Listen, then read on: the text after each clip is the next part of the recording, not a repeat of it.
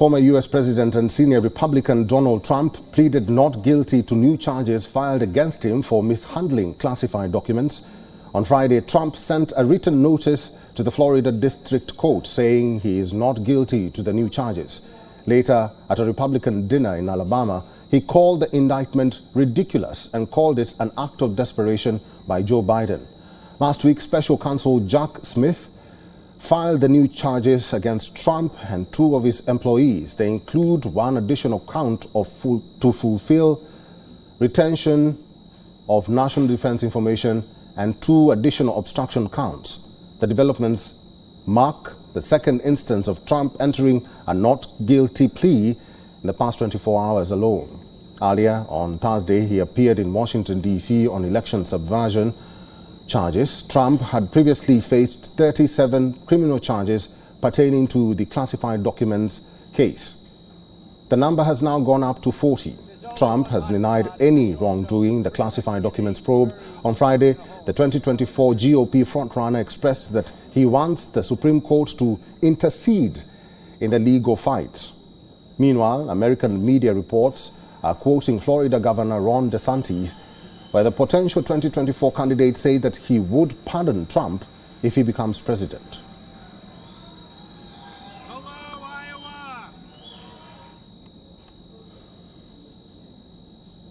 Let's talk more about this, and lawyer and political analyst Stephen Golub is joining us from California. Stephen Golub, good to see you. Probably you can start by telling us what's the impact of this latest statement by Trump. He says that he's not guilty again.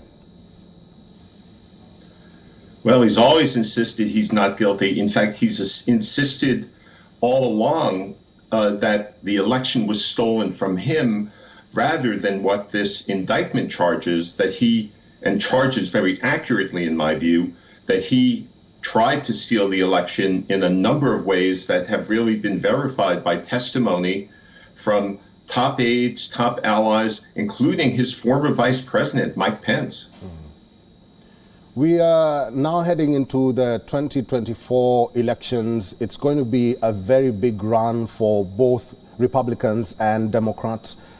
And his case is scheduled for May next year. What impact will that have on his candidacy? Well, it will have, to make a long story short, I think in the short run, to get the Republican nomination for president, Republican Party nomination, it won't hurt. It might even help that he's been charged. Once he gets to the general election against President Biden, if in fact Trump does secure the Republican nomination, it will hurt him. What I just want to add to what you just said is that, yes, he's got a trial scheduled for May, but he actually has 6 trials coming up now. The May one is on his holding on to national security documents illegally, but there are 3 civil trials and 3 criminal trials, including the national security document trial, and including the as yet unscheduled but very important election interference trial that are coming up by May at the latest. If Trump is chosen in the Republican presidential candidacy, and in fact he wins the 2024 general elections, how will his presidency look like? Well, that's a doozy of a question. And in saying it, I'm not saying it's a bad question. It's an excellent question. It has everyone scratching our heads here. There's a chance that Donald Trump could get elected and actually serve as president from jail. He could be convicted, but that won't, of any of the many crimes he's been charged with. But even if he's convicted and sent to jail, he could still be president of the United States. That does not bar him from being president. There are various permutations on that, but that's the bottom line, that it doesn't interfere with his being president if, in fact, he manages to get elected.